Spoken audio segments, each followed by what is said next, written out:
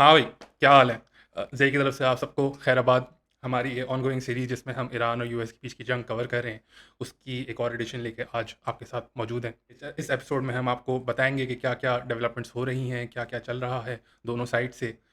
तबसरे करेंगे, थोड़े-से तज़िये करेंगे और आपको एक होलिस्टिक सी इमेज देने की और मंज़र कशी करने की कोशिश हमारी कोशिश है कि बहुत फेक प्रोपेगेंडा आता है, बहुत सारी चीज़ें होती हैं, उसको सप्रेस किया जाए, शोर कम किया जाए और क्लियर आवाज़ दी जाए आपको।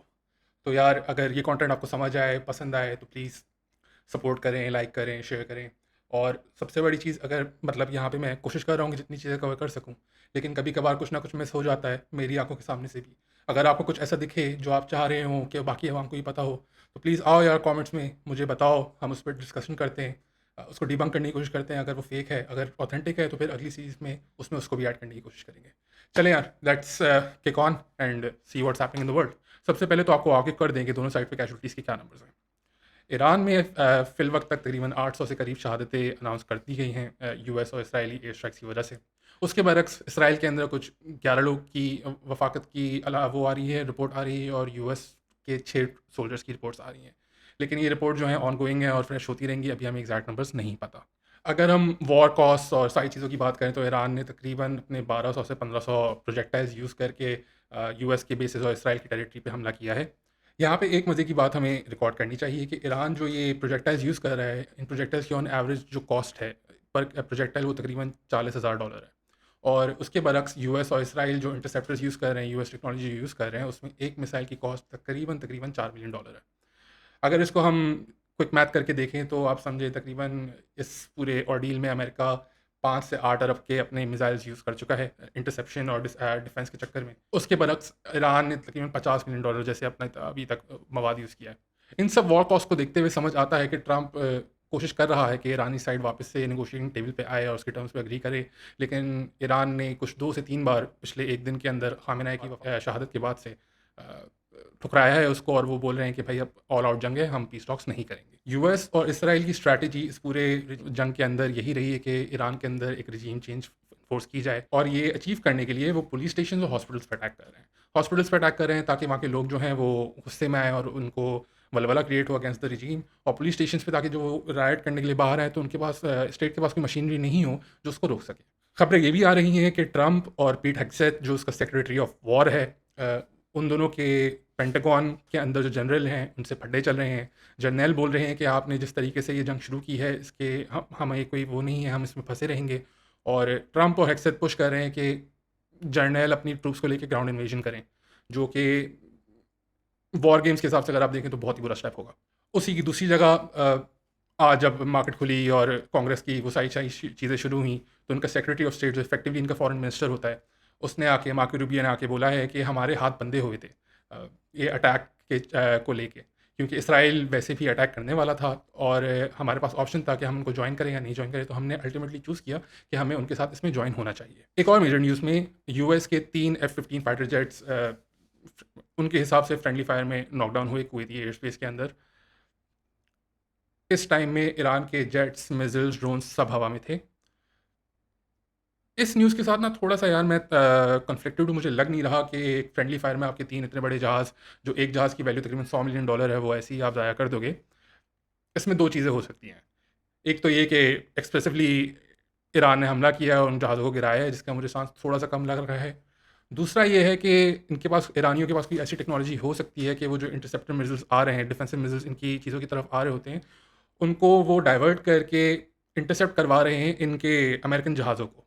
तो बीच में वो जहाज़ आता है, जहाज़ पे वो हिट होता है इंटरसेप्टर मिसाइल और फिर वो जहाज़ गिरना शुरू हो जाता है, क्योंकि इनके रेडार सिस्टम होता है और फ्रेंडली फायर जो है बड़ा मुश्किल होता है ऐसे एयर कॉम्बैट के अंदर। दूसरी जगह इसराइल ने कारपेट बॉम्बिंग की है तेहरान के अंदर, इंसेसेंट तरीके से, इंडिस्क्रिमिनेट तरीके से लोगों को मार रहा है, जो कि एक शदीद किस्म का वॉर क्राइम है, हर वॉर कन्वेंशन के खिलाफ है और कोई इस पे आवाज़ नहीं उठा रहा।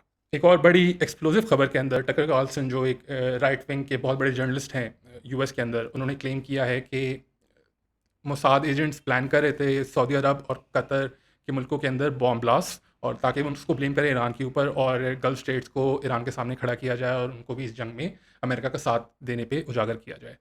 ये बिल्कुल ही सब खुल के सामने आ गया। उसके बाद एक हमला सऊदी अरामको, जो दुनिया की सबसे बड़ी ऑयल रिफाइनरीज में से, ऑयल कंपनीज में से हैं, उस पे भी हमें देखा, उस पे ईरान के फॉरेन मिनिस्टर आके बोला कि इस अटैक में हमारा कोई हाथ नहीं है और हम गल्फ स्टेट्स की इंस्टॉलेशंस पे अटैक नहीं कर रहे। हमारे अटैक्स प्योरली अमेरिकन एसेट्स और मिलिट्री बेसिस पे हैं।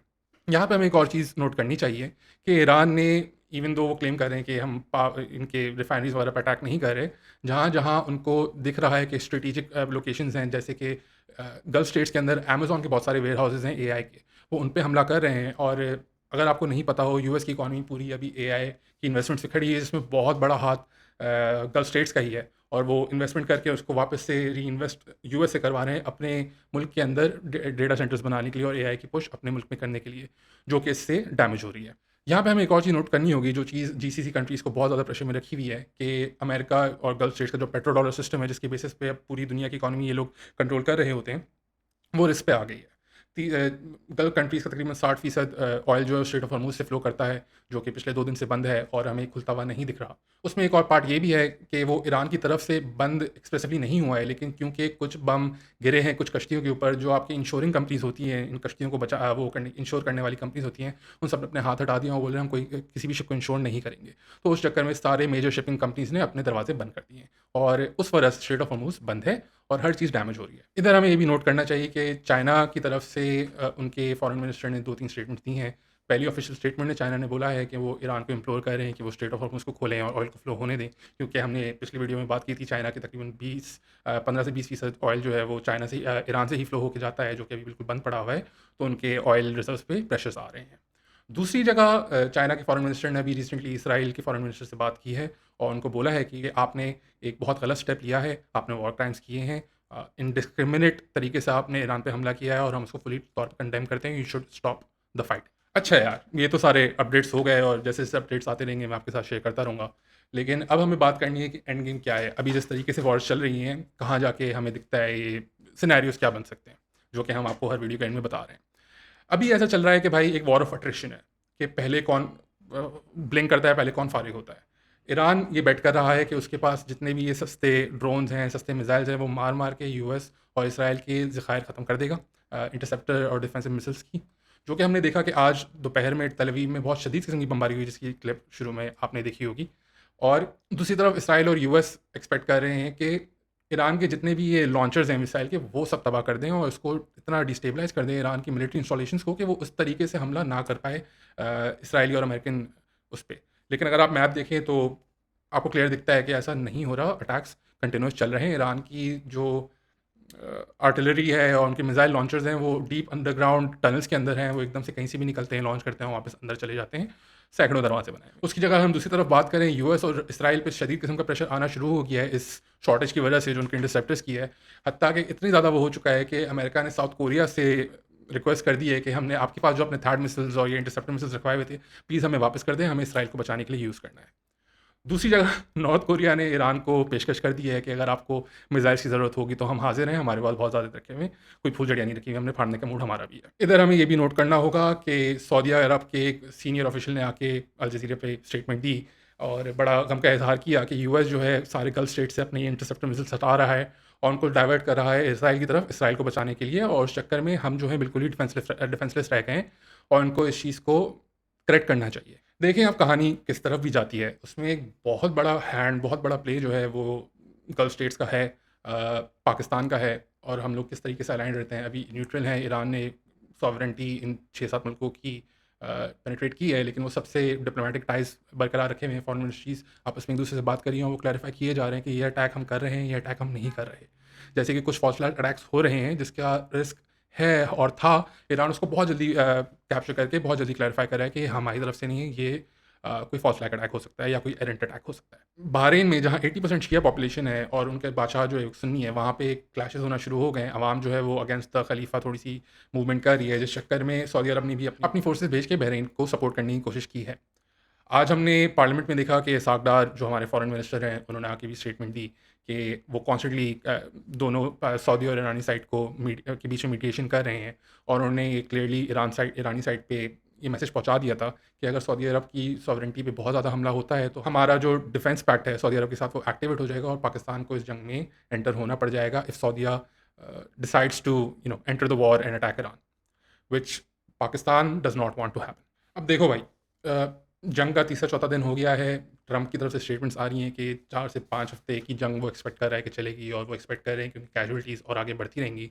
मैं अभी से एक्सपेक्ट कर रहा हूँ कि उनकी कैजुअल्टीज़ नंबर जो ये लोग बता रहे हैं वो कम है, उनकी कैजुअल्टीज़ और ज़्यादा होंगी। लेकिन हमें जो है अभी इकट्ठा खड़े रहने की ज़रूरत है, हमें इकट्ठा देखने की, मिस इन्फॉर्मेशन को क्लियर करने की, हर चीज़ को एक क्लियर निगाह से देखने की ज़रूरत है।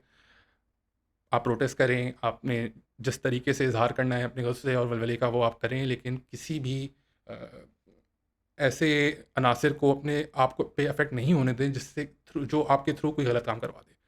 बाकी आप बस मेरी ये इल्तिजा है कि इंशाल्लाह हालात बहुत जल्द बेहतर हो जाएँ, पूरी दुनिया के लिए ही, और ये जंग ख़त्म हो।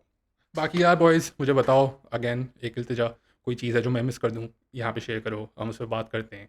और एक छोटा यूट्यूबर हूँ यार, कोशिश कर रहा हूँ हल्के-हल्के अपनी रीच बढ़ाऊँ, अपनी ग्रोथ करूँ, और यहाँ पे आपके साथ बात करता रहूँ। अभी हम जो है एक एस्केलेटिंग सी वॉर है तो डेली वीडियोज़ डाल रहे हैं, वरना मेरी कोशिश है कि यहाँ पे जो हमारे मुल्क के अंदर और शहरों के अंदर सोशल इश्यूज़ हैं, उन पे थोड़ी और बात की जाए।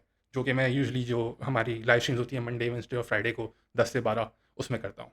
कोई आता है वो अपने प्रॉब्लम्स बताता है, मैं अपने प्रॉब्लम्स बताता हूँ, और हम एक-दूसरे पे बात कर रहे होते हैं with the chat, with anybody involved, और बड़ा मज़ा आता है। तो अगर आपको जॉइन करने का मूड हो तो प्लीज़ आओ, प्लीज़ सपोर्ट करो, और मिलते हैं यार, बात करते हैं, एक दूसरे के मसले एक दूसरे को बताते हैं, सॉल्यूशन निकालने की कोशिश करते हैं।